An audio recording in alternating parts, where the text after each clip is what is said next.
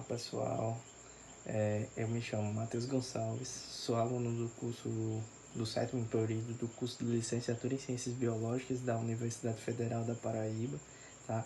E nessa aula de hoje a gente integra aí, né, mais um componente, né, um conteúdo dentro da disciplina de Biologia de Micro-Organismos.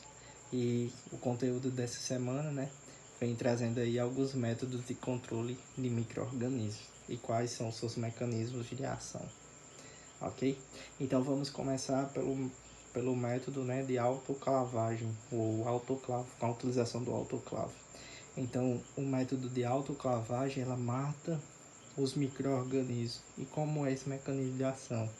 Então a autoclavagem, ela funciona basicamente através, né, da submissão desses micro-organismos a altas temperaturas, a um calor úmido, a altas temperaturas, ao calor úmido e também, né, sob uma pressão.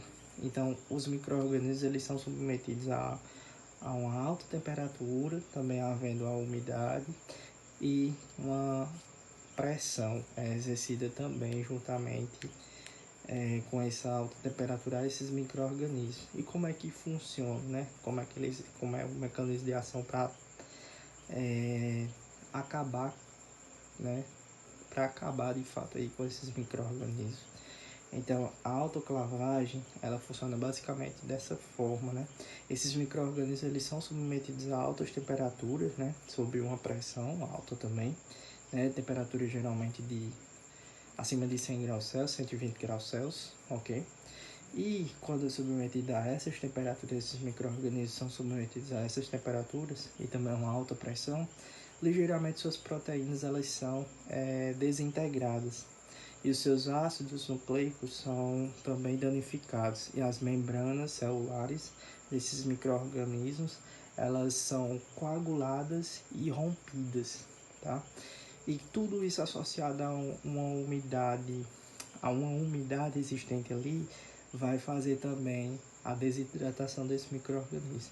Então a autoclavagem é a junção de todos esses fatores, né, que atuam através desse mecanismo de ação, atuam para causar a morte desses micro-organismos.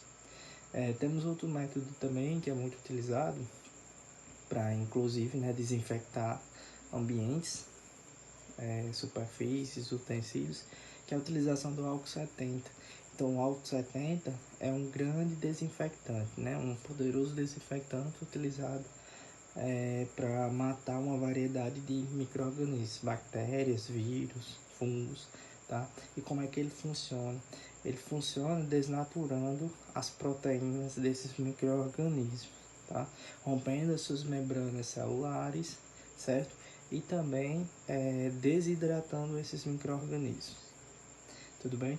Então não se é recomendado, né, usar o álcool 100% puro. O álcool 70 é o mais recomendado porque tem também na sua composição a água, tá?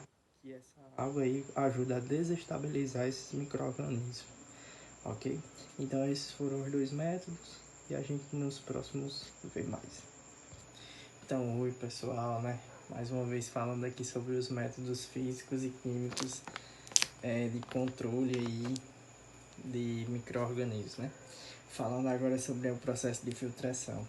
Então, o processo de filtração, ele é um processo que não elimina, né, os micro-organismos por si só, mas em vez disso, ele é um método físico de separação, né, de misturas, de partículas, de misturas em si, em que há a separação dessas partículas sólidas imersas aí, suspensas em um meio líquido, tá? E a partir dessa separação, isso aí inclui também os micro-organismos. Então, o mecanismo de ação da filtração no processo de remoção dos micro-organismos, porque a filtração não mata, é um processo que não mata esses micro-organismos, é nesse sentido, né? No sentido de filtrar essas partículas, incluindo aí os micro-organismos, e evitar que esses causem malefícios aí. Na parte já dos detergentes, tá? Então, assim como o processo de filtração, apesar de ser um processo químico, né, os detergentes, ele é um processo que não elimina ali os micro-organismos, porque ele não mata os micro-organismos, mas o detergente ele ajuda a eliminar sujeiras, gorduras impregnadas aí através de uma emulsificação e uma solubilização dessas sujeiras. E juntamente com isso ele pode remover daquelas superfícies ali, tá? Remover esses micro-organismos através desse mecanismo, né? Um mecanismo de emulsificação e solubilização dessa gordura, dessa sujeira, né? Permitindo aí que a superfície fique limpa. Então, falando aqui sobre o último mecanismo, né, um mecanismo aí químico, que é o uso da clorexidina. Então, a clorexidina, ele é um agente antimicrobiano encontrado aí em produtos de limpeza, de higiene pessoal, né, antissépticos, tá? E ele mata, diferente dos outros processos, ele tem um mecanismo que age aí matando os micro-organismos. E através de quê?